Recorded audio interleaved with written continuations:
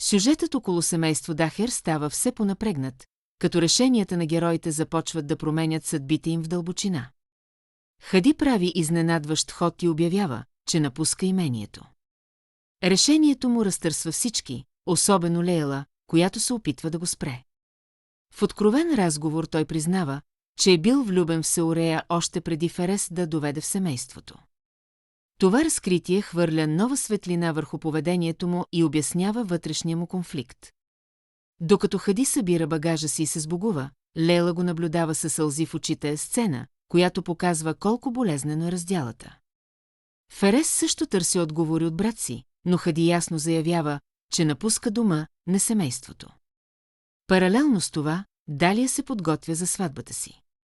Сеорея и Сара и показват сватбени рокли, но спокойствието е кратко. Талал се появява и осъзнава, че трябва първо да говори с Лейла, преди да предприеме следващата стъпка.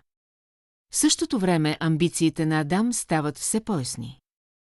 Той обещава на майка си, че до година ще овладее имението на Дахер и ще осигури място за Амира там план, който загатва за бъдещи конфликти.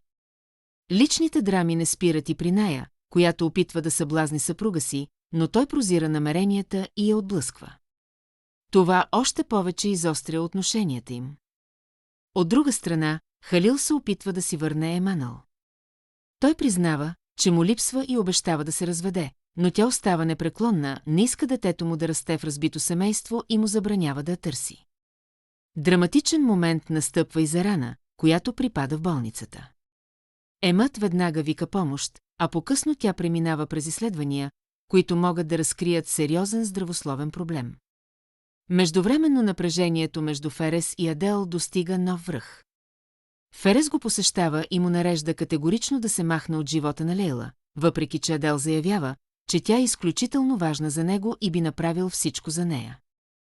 Всички тези събития се преплитат в една емоционално натоварена картина – любов, ревност, амбиции и семейни конфликти, които заплашват да разклатят основите на цялото семейство Дахер.